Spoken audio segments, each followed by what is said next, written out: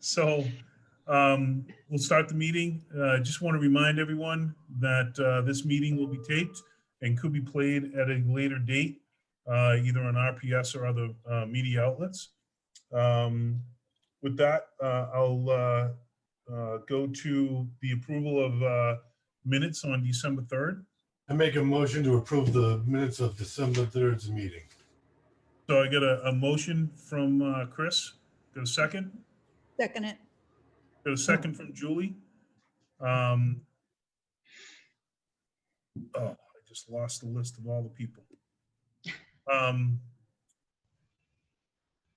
So I'll go through it. Julie Yes. Schaefer, Yes. Christine Flaherty, Yes. Chris Bernica, Yes. Tim Haynes, Yes. Alan Cron, Yes. Doug Wallow, Abstain. Michelle Scheifele. I abstain. I wasn't here. All right. Emily Davidson, Yes. Jane Hackett, Yes.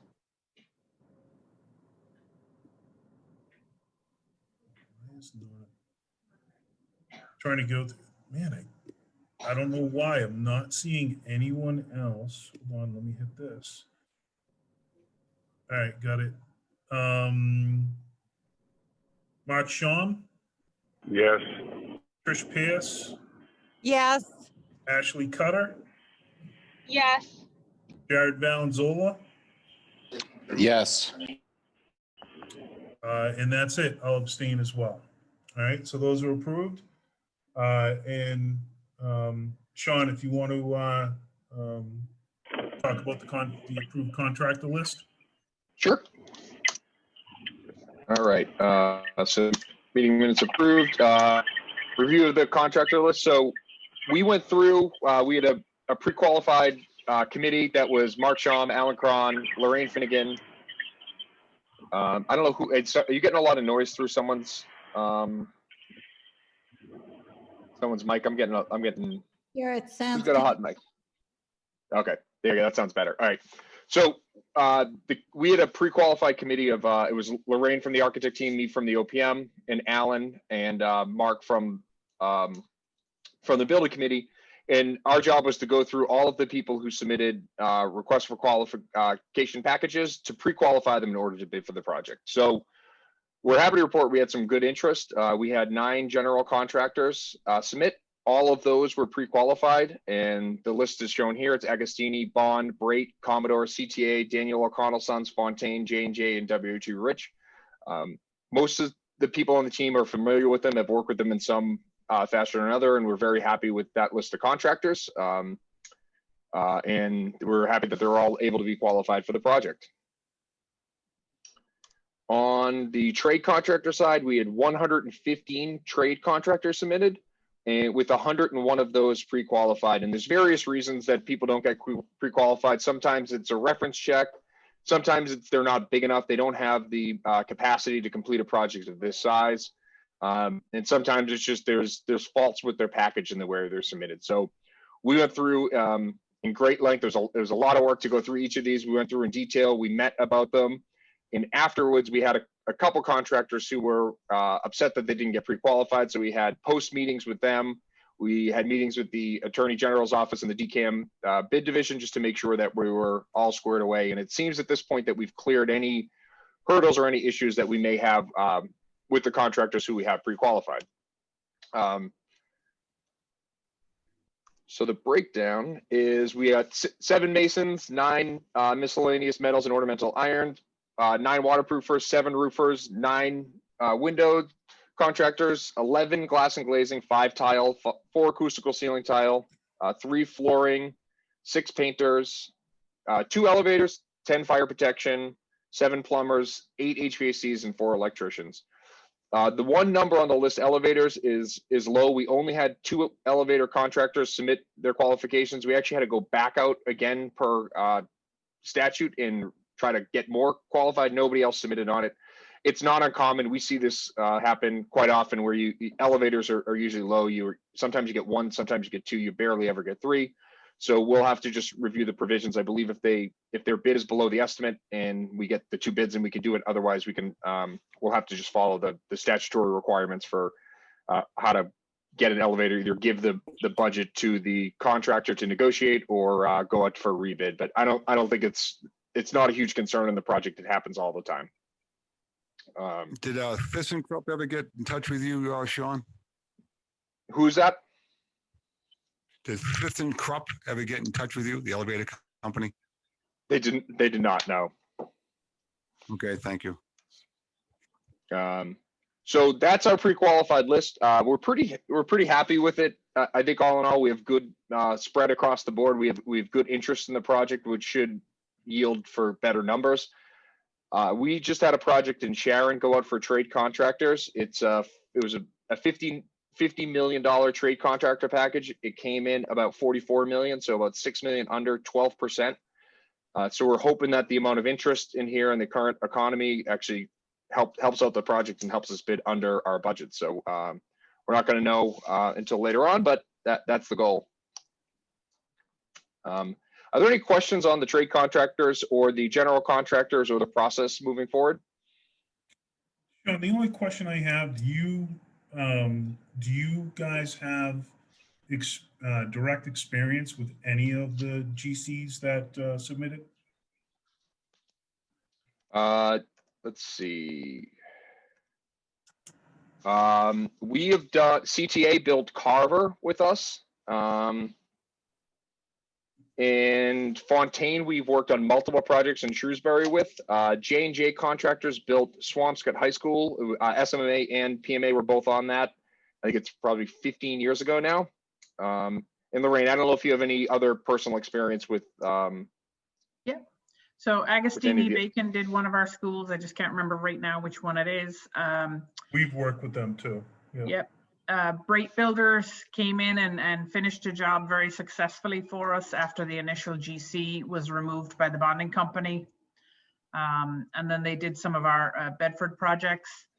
We've worked with Commodore on the private side. They're a small CM firm, so we were actually delighted to see them, you know, trying to get their foot in the door of the GC world here.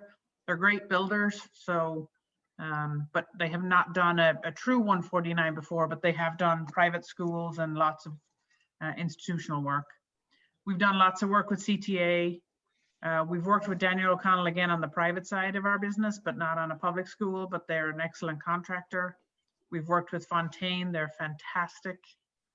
We've worked with J&J, not just with Sean and I, it's where we first met, was Swampscott High School many years ago, but we've worked with J&J on a number of other schools and a number of Armed Forces Reserve Centers where we did design build together.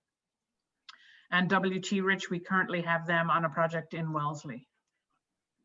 All right, so that's good. All right, so between both of you, got good experience with almost all of them. So okay. So now the process is that the bid documents are online. It's our bidding period, and we'll go through it in the next steps. But on February 3rd, we'll accept the trade bids. We'll take those, we'll review them, make sure they're complete, and then on the same day publish them for the general contractors. The general contractors will take those trade bids. They'll take all the other scope of work, which is the non-trade scopes of work. They'll craft our bids, and 2 weeks after the 3rd, which I believe is the 17th, we'll know what the bids are for the project. So it's in about a month we're gonna be there. It's exciting. Still on target for a March groundbreaking? Yeah, right now.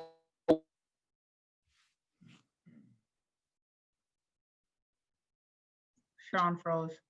That push the bid. We got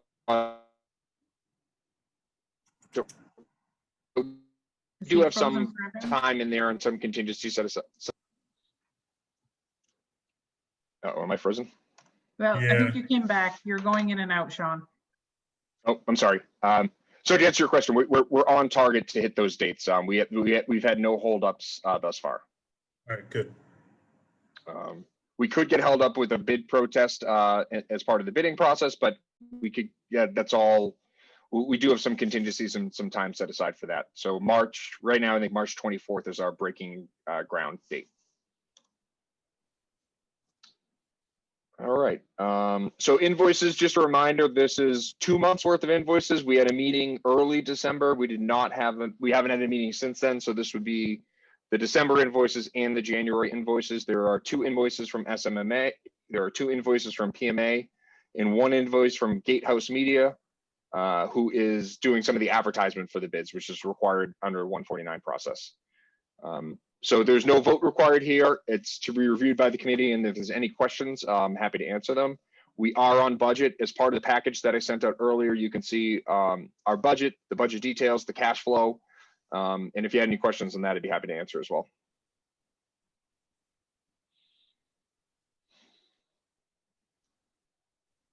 No questions? Right. All right. So our next steps, as we talked about, trade bid opening is on the 3rd of February. General contractor bid opening is on the 17th of February, and then construction start is March 24th. And with phase 1 occupancy right now scheduled for January 2nd, 2023. That's great. Anyone have any questions or comments?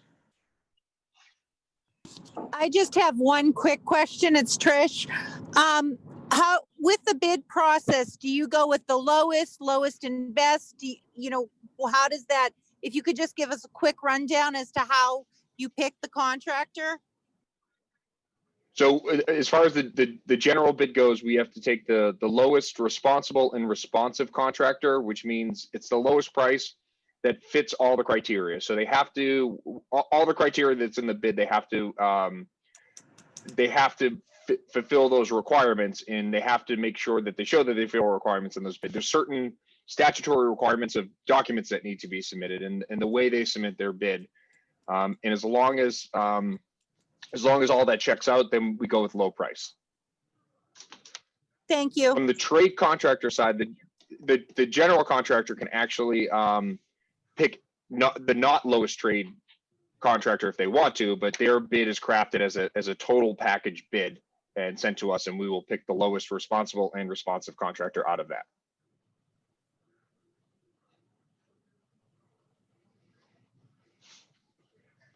Any other questions or comments? Yeah, Rich, I'd just like to briefly say thank you to Mark Sham and Sean and Lorraine for their time. And I continue to be impressed by their skills and their leadership. And we're just very, very lucky to be working with such excellent companies.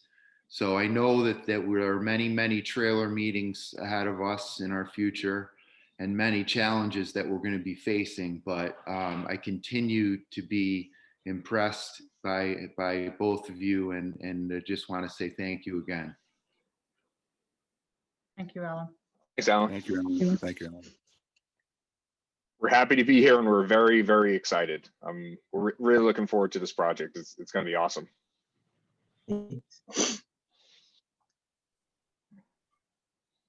Anyone else? Any other comments or anything? I have one thing, not related to the bids, but I just want to say before I forget again. I sent an email to Alan, Sean, I believe you were, and I think Michelle was included too.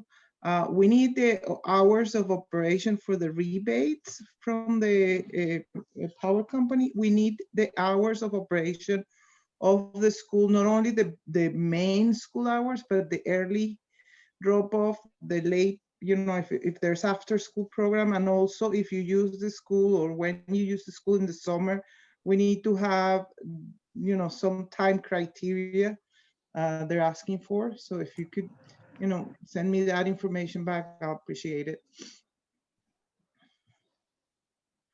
Because they need that to prepare, to finalize their report. Thank you, Mariana. And that is for the incentives and the rebates that the utility company is going to give you back. So I appreciate that. Alan, are you all set with that? Do you need anything or need any help? I was just wondering when you sent that email. Michelle, do you, I'll have to go back and look too. But can you just resend that just to be, and that Yeah, way? I'll resend it. Thank you. yeah, thank you very much. We appreciate that. Yeah, and then we'll work on that. Mariana. All right. Anything else? Any other comments from anyone? I was just thinking when we started this 2023, the year 2023 seemed like light years away. It's getting closer and closer, isn't it? It is. 2023 can't get here soon enough, if you ask me. Tell me about it. Yeah, I think that email was sent out, I think, in January 13th, if you want to look in your emails. I think that was the date.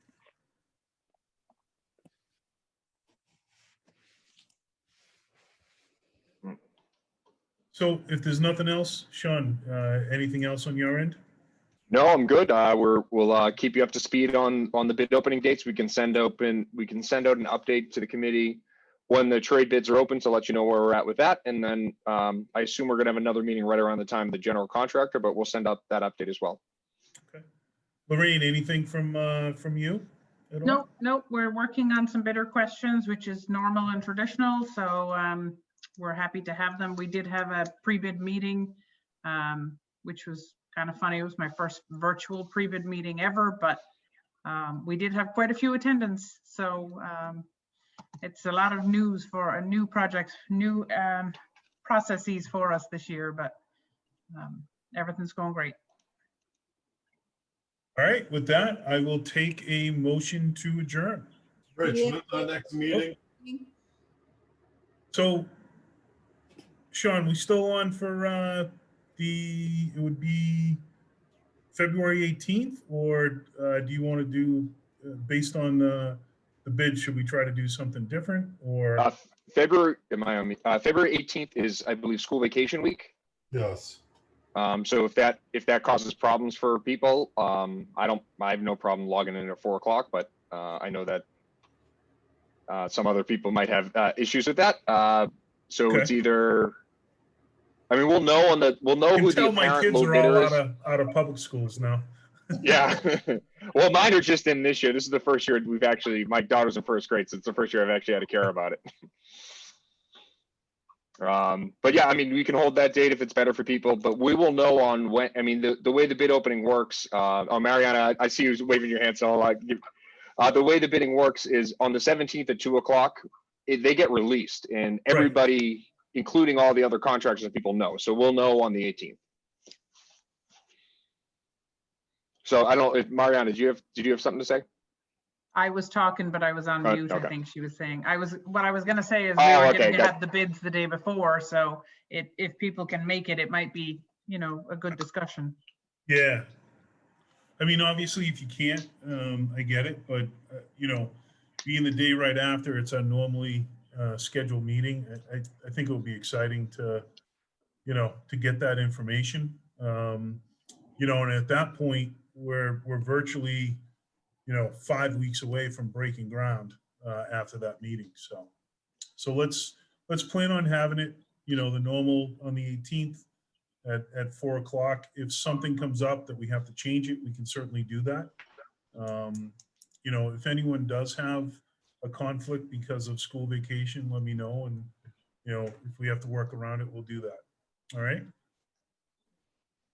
All right. Great. Sounds good. I will take a motion to adjourn. Well, Motion to adjourn.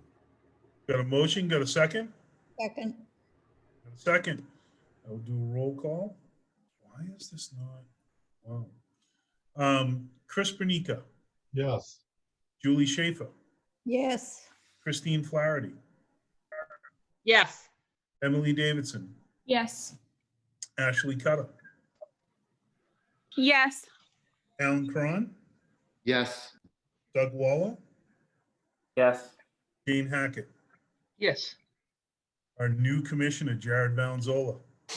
Yes. Mark Sham, Yes. Michelle Shifley, Yes. Tim Haynes, Yes. Trish Pass, Yes. and myself is a yes. All right. Thanks, everyone. Thank you. Thank you. Have a Bye. great Thank one. you. Bye.